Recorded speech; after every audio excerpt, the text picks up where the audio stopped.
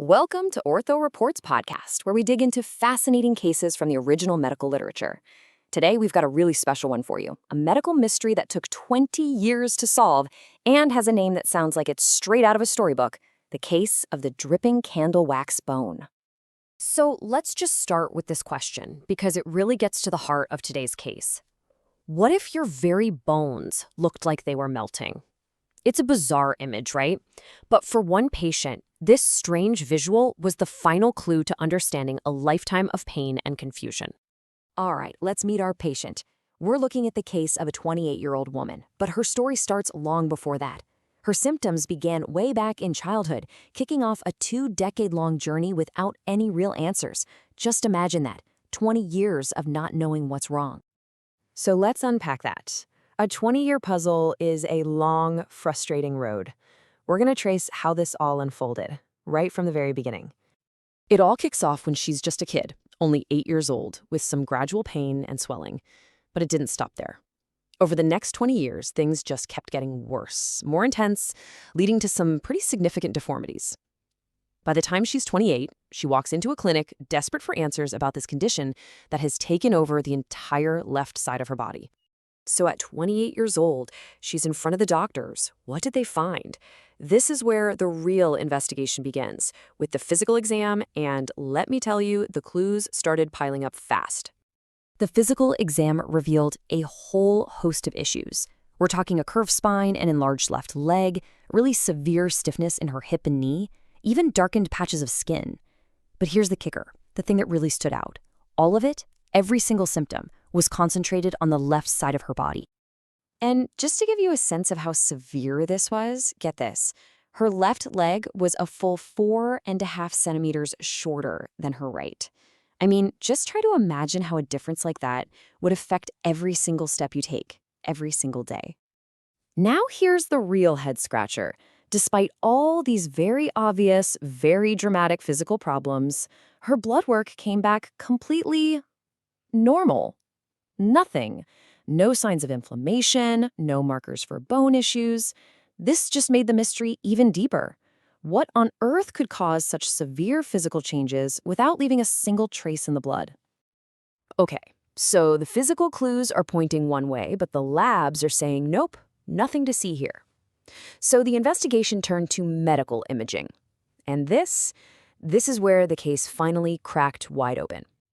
This was the moment. After 2 decades of searching, the scans were about to show something that would make all the puzzle pieces click into place. The scans showed something truly extraordinary.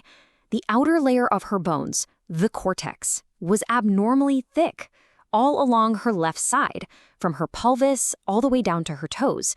The technical term is hyperostosis, which is basically an overgrowth of bone tissue, making the bones dense and misshapen. And then came the phrase that changed everything.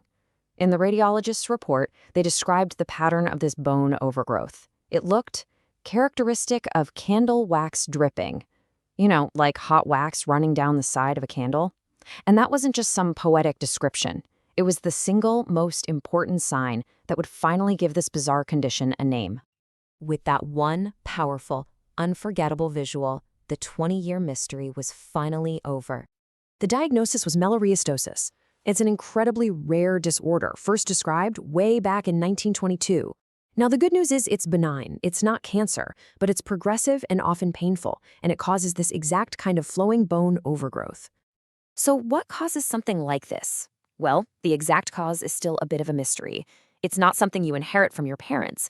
The leading theory, though, points to a random mutation in a gene called LEMD3. Think of this gene as the stop sign for bone growth. When it malfunctions, the bone growth in that one area just doesn't know when to quit. And that dripping candle wax sign, it's absolutely critical. Why? Because it helps doctors tell it apart from something much, much worse, like a type of bone cancer called periosteal osteosarcoma. That cancer has its own visual signatures, like a sunburst pattern. So seeing that unique, flowing wax appearance is the key to getting the right diagnosis and avoiding a misdiagnosis of cancer. So, okay, we have a name for it, Melorheostosis. But what does that really mean for the patient? And beyond her, why does this one single case of a 1 in a million condition matter so much to the rest of the medical world? The tough part is there's no cure. So treatment is all about managing the symptoms, mostly pain and stiffness. For this patient, they prescribed an anti-inflammatory drug, which gave her some mild relief.